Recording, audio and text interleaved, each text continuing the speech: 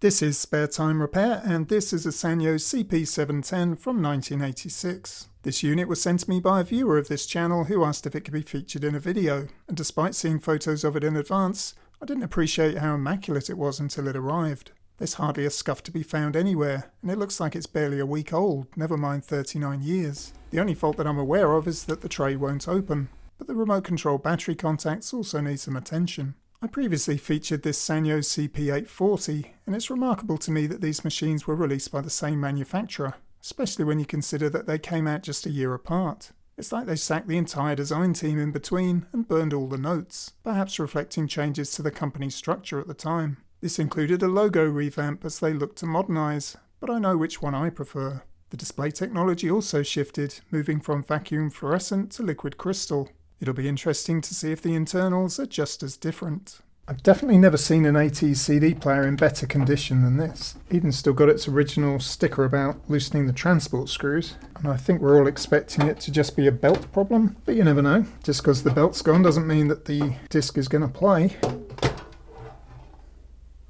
It's actually less pristine inside than outside. Some marks here, I don't know whether those are moisture damage. Also got some broken fins. I mean, there's nothing rattling, so maybe that was deliberate. These two are still intact. There is a residue of something on the bottom plate and on the PCB. I'm also noticing this huge cutout in the tray. It's the biggest one I've seen. So let's power it on, give it a helping hand.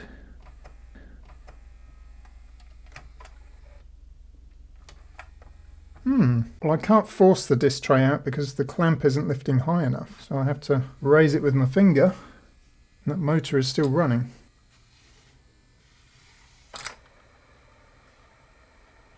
Now the laser sled has gone to the extreme. Don't know if you can hear that motor running. It seems to be speeding up.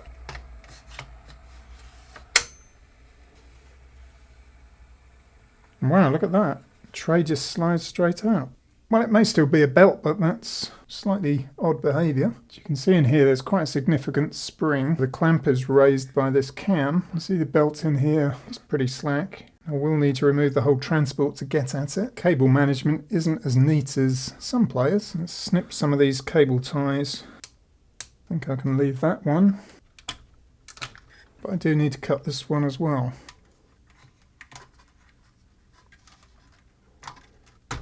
Well, that should give me enough slack if I remove the screws. And given that there's this sort of filmy residue on everything, I wonder if the laser lens itself is affected. The remote control center is blocking the easy removal of the transport. It appears to just be held in by this bracket. Perhaps if I remove that, the whole thing will slide out.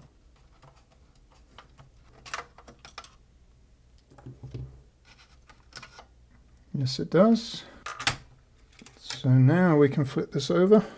It's very lightweight. It looks like the belt has just got some grease on it. So it might not necessarily be that it's gone slack. It might just be slipping on the pulley. But it's actually trapped on both sides. I can't slide it off the bottom because of this piece of nylon. And this gear is stopping it sliding off the top. Like the Fisher player I looked at recently, the eject mechanism is a mechanical one that just operates this leaf switch. And the eject button is just this solid piece of aluminium on a spring. I think I've got to disassemble the whole thing basically to get that belt off. I was just wondering about these hexagonal nuts in here, but those are the sockets for the transport screws. You've got these transport screws on the bottom that are captive on springs. Got another one down here, and those would just locate in here to secure the transport. I thought I was missing a shock mount, but it's just stuck in here. I'll pop that back on that post. Well, I'm looking for shortcuts, but I don't think there are any, so I'm going to have to take the whole transport out. So I do need to snip this cable tie.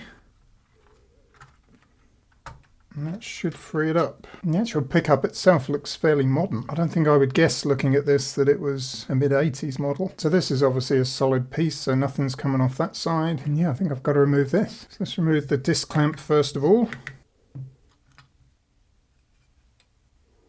The lens doesn't look too bad on first inspection.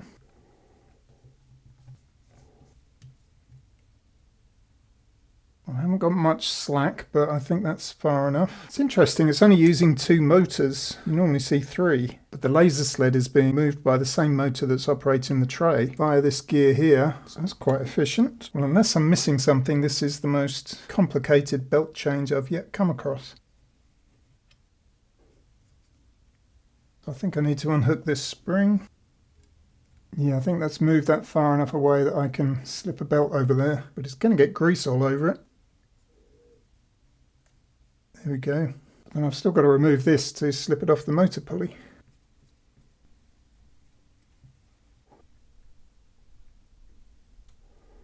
Yeah, that's just covered in grease, partly due to my handling of it, but there was some on there in the first place. Just going to wipe my hands before selecting a replacement. This one's slightly smaller, but I don't want to go too close because if it doesn't work, I don't want to have to do it all again.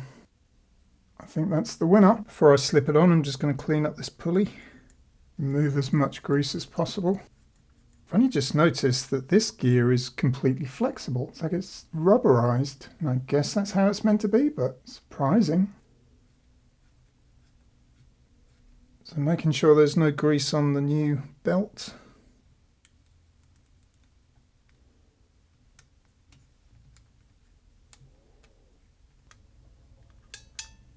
So I'll just fix that with 2 screws for now.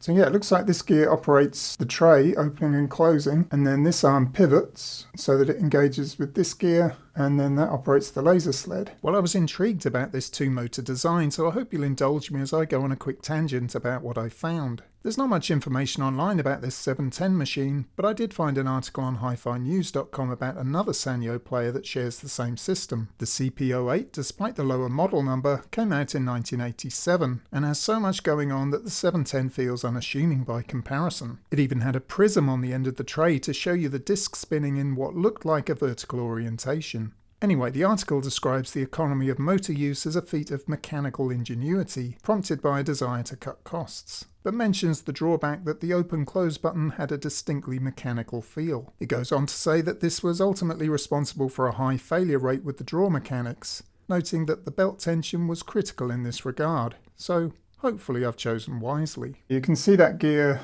attached to this cog, and then when you press the eject button, it just moves it to this gear. There's certainly nothing wrong with the original grease. It's absolutely everywhere. I got told off for using a cotton bud on the lens. Since this one only needs a very gentle clean, hopefully that will suffice. Just going to clean these leaf switch contacts. And we've got another one here. I just check the grease under here as well, if there is any. It's actually gone very gloopy. I'm going to clean that off.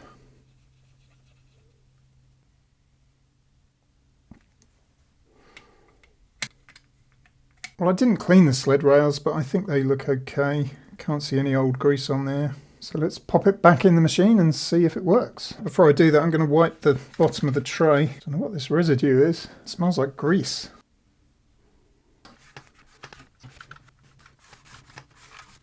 Maybe it was used in a kitchen?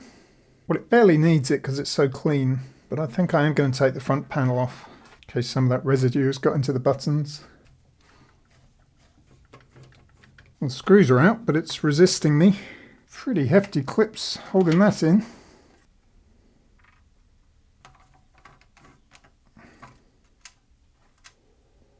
Need to remove this power switch as well.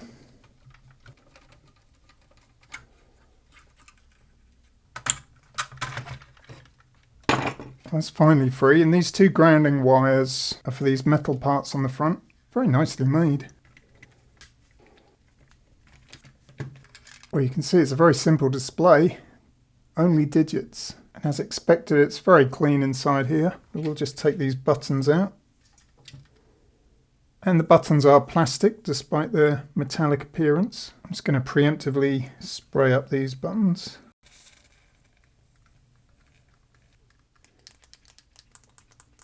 Just give that a quick clean as well.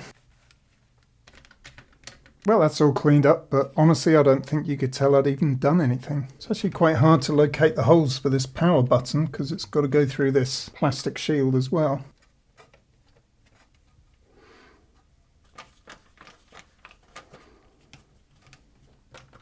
I should have refitted these connectors for the front panel before I screwed it back on, because there's an upright board here that's stopping me doing so. So I think that's going to have to come out again. Before I do that, I'll just secure the transport, at least with a couple of screws.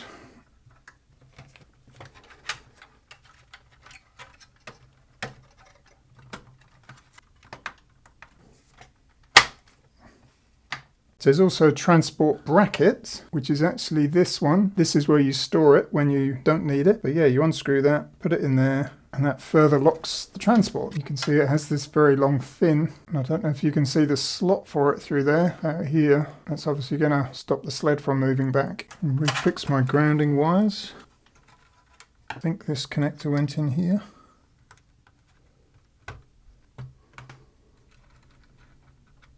Are we done? I think we're finally back together. I won't refix the remote sensor just yet. And there's that greasy residue again on the tray. So I do think this was probably used in a kitchen. But yeah, look at that cutout scoop. It's like taking most of the tray out. But I'm going to give this a clean before I refit it. Well, giving the tray a good clean. Tray front's just secured with these 2 screws. And then these arms just sit on these springs. Well, I'm amazed that the tray doesn't appear to have anything securing it. In normal operation, when the tray's open, you could just slide it out. Anyway, after that epic belt change, we still have no idea whether this thing will actually spin up a disc. Let's use our Starship CD. Not quite the right vintage, but close.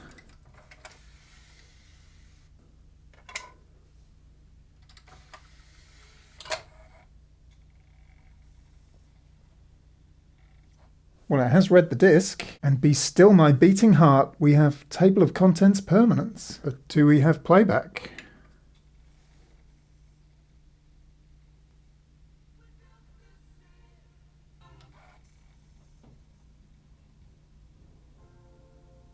It's pretty slow at searching. In fact, it wasn't very quick at reading the disc, but everything appears to be fine. I actually quite like the display. It's unfussy. It just tells you what you need to know. Nothing else required. It's not a feature-rich player. The repeat just toggles on and off. Presumably that's for the whole disc, not just one track. Memory, that probably only works in stop mode. Oh, well, that's annoying. So the table of contents isn't that permanent after all. It only applies when you first load the disc. Well, that's the same behaviour as the other Sanyo player. Well, memory button, perhaps you have to choose the tracks first. Yeah. So 2 and 6.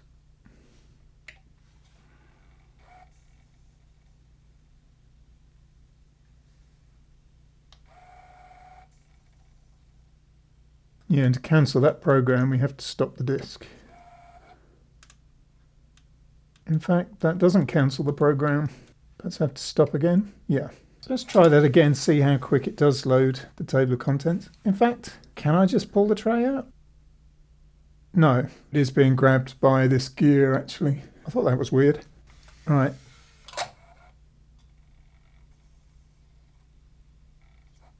I mean, adequate, not quick by any means, but not an issue. Before I do a comparison of the internals of those 2 players, I need to address this remote control.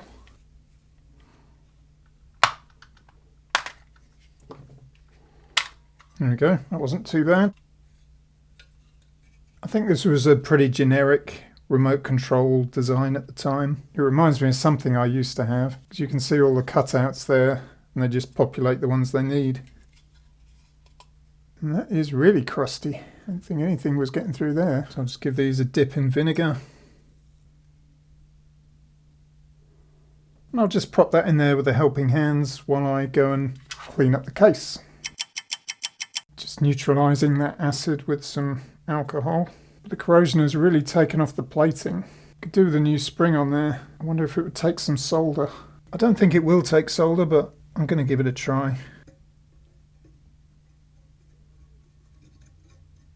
No, it's just too rusty. Might respond to a wire brush though. That'll probably work fine, but it might actually take some solder now. Well, I think even without the nickel plating that should be fine.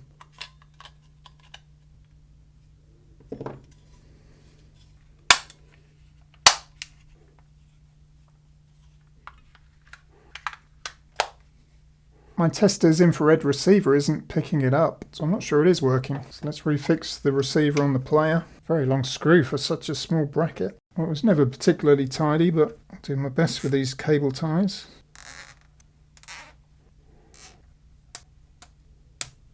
So Let's see if our remote does actually work. No, it doesn't. Let's make sure the batteries are good before I go too far.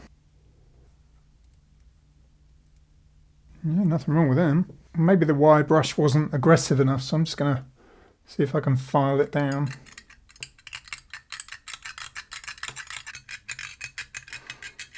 Right, let's try that again.